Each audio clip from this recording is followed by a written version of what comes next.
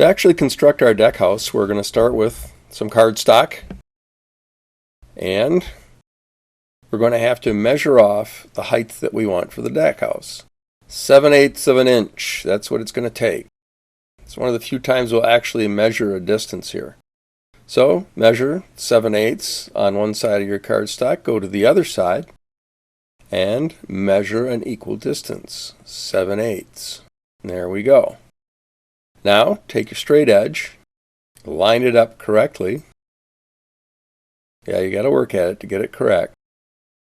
And once you've got it, you'll probably slip and have to redo it again. Just like that. Now strike a line, right it goes, and we're ready to cut. So now we'll take our X-Acto knife, and we will take our straight edge. Don't cut this freehand, folks. You need your straight edge.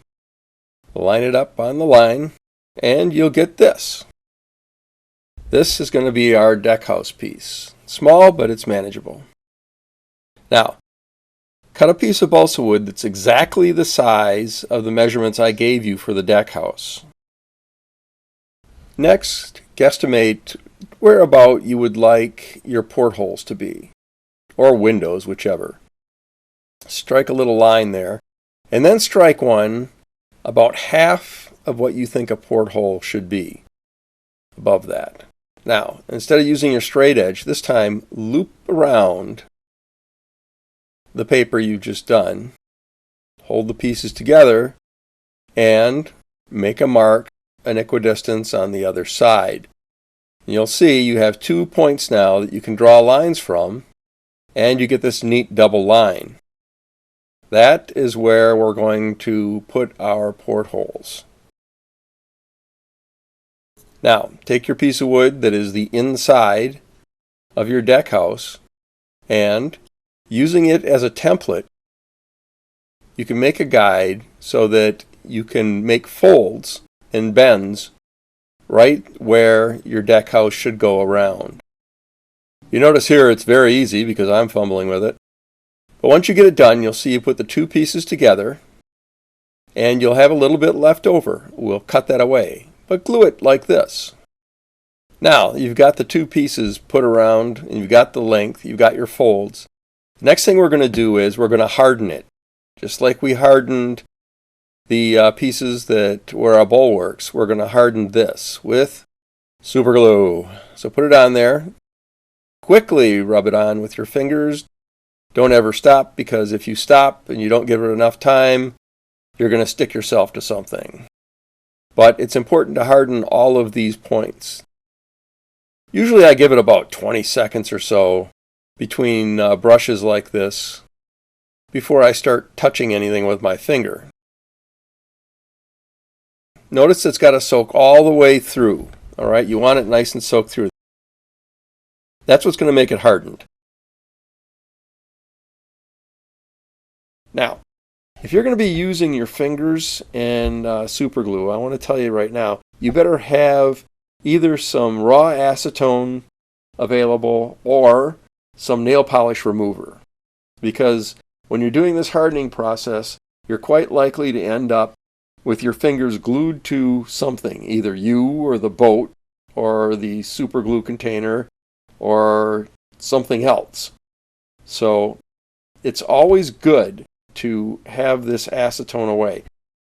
If you do get stuck to something, do not try to pull it apart. Especially pull the skin off of your fingers. That's not good. Just gently use the acetone and it will dissolve the super glue away, and you can safely get your fingers clear. I always use the smallest punch you can get. This is about a 1/16 of an inch punch. And you can see it's really tiny, but it makes really great portholes. The trick is not to make just the good round porthole, but to line them up correctly. And that's why you have the two lines. The key here is not to aim for the center, because if you aim for the center, you're going to miss. What you want to do is you want to line it up between the holes at the top.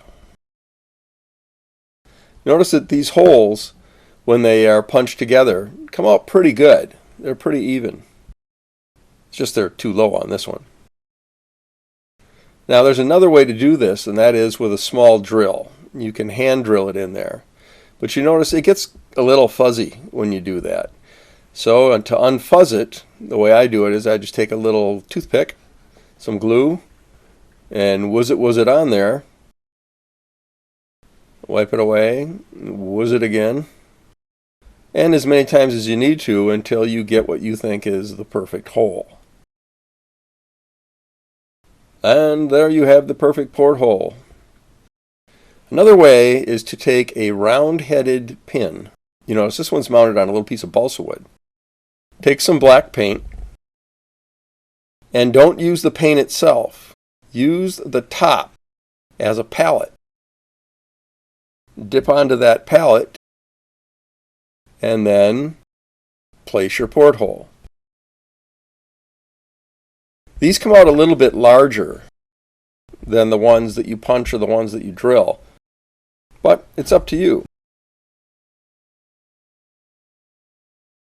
Here's 3 different portholes you can see. One is painted, one is drilled, and one is punched. Just do your best on these. The secret is actually keeping them aligned. Once you have all your portholes drilled, now what you have to do is put the whole thing together. That's not really hard. You've already got your template to do it. What I do is I use pieces of balsa wood to keep my sides straight so they don't bow. You see how the sides are bowed here? You just cut a piece of balsa wood from that piece that you cut that was exactly the same size as you wanted your deck house to be. Trim it back a little bit to make some space inside, and it'll keep it from bowing. Once that's all together, paint the inside black. And the reason for that is it gives some depth when you look at the portholes. It kind of tricks the eye into thinking that there's something inside when there's really not. Here's our aft deck house roof and our Texas deck. Here's the Texas deck cabin. This is how it'll fit on there, flush against the aft portion. And you notice it's been strengthened on the inside. And here is our aft deck cabin. And you can see how it's been strengthened on the inside and painted black. This is a test fit, and we'll glue them in place like that. These are 2 components that I actually suggest you paint before you place them on the boat. You can see here how it looks all painted. It fits up flush just like that. And if we spin south here, we see the aft cabin, and that's the way it should fit. Keep in mind that we built these according to the plans. So even though this may look a little small, it's right by the plans. So there we go. Teresa, I need your nail polish remover. Again? Yeah.